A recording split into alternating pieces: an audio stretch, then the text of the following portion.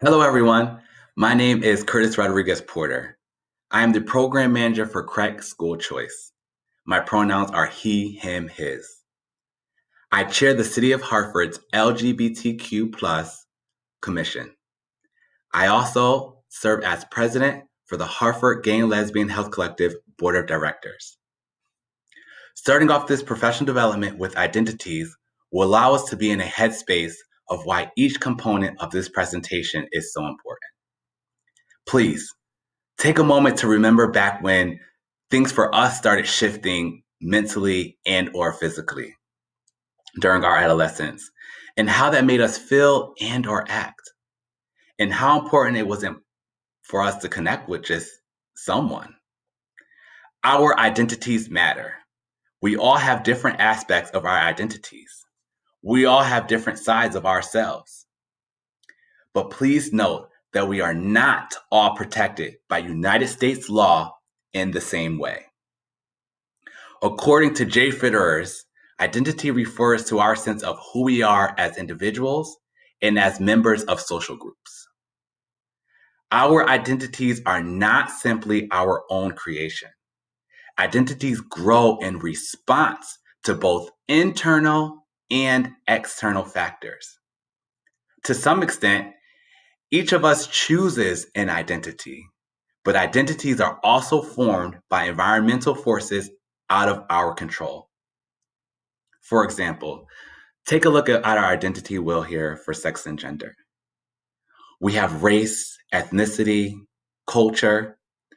These are just some of the things that we're born into. And there's definitely intersectionality into all of these factors that make up our identity. For example, I am a black man that may experience racism. I am also a gay man that may experience homophobia. And with these identities, I am a black gay man that may experience racism and homophobia, and maybe even at the same time. Similarly, a disabled lesbian Muslim may experience ableism, homophobia, Islamophobia, racism, and sexism. Having an intersectional identity often generates a feeling that someone does not completely belong in one group or another, and can lead to isolation, depression, and or mental health issues. Despite the fact that development occurs throughout our lifetime, adolescence is the first time that we begin to think about how our identity may affect our lives. During adolescence, youth are more self-conscious about their changing identities than at any other stage in their lives. And so with this, it is vital that we celebrate and educate all of our students' identities. If we don't know, we ask and then further educate ourselves to ensure that we can create an inclusive and empowering space for our students. Because if this space and this support is not provided, then there are risk factors. These risk factors include, but are not limited to, the following: harassment or bullying at school or on social media, social isolation, secrecy, family violence, homelessness, depression, anxiety, suicidality, and other mental health risks, substance abuse and cigarette smoking, and can also, lead to sexual acting out, which will definitely lead to higher STI, HIV, and possibly AIDS rates. Again, these are just some possible risk factors.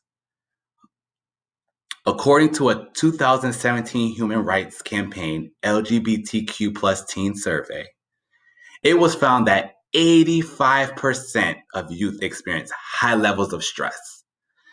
In addition to anxiety and rejection, youth overwhelmingly feel unsafe in their own school classrooms.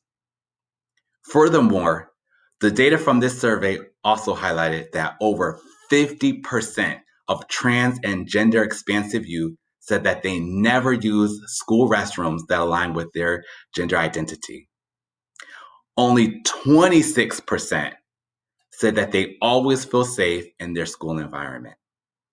And just 5% say all of their teachers and school staff are supportive of LGBTQ plus people. After hearing this, please pause, take a moment, and self-reflect and ask yourself a few things. As an educator, where do I stand as a supportive, ally, and caring adult? What kind of inclusive space am I providing for children and families? And what more can I do to be proactive in ensuring that all students feel welcome and have one less barrier in their attempt to access their education?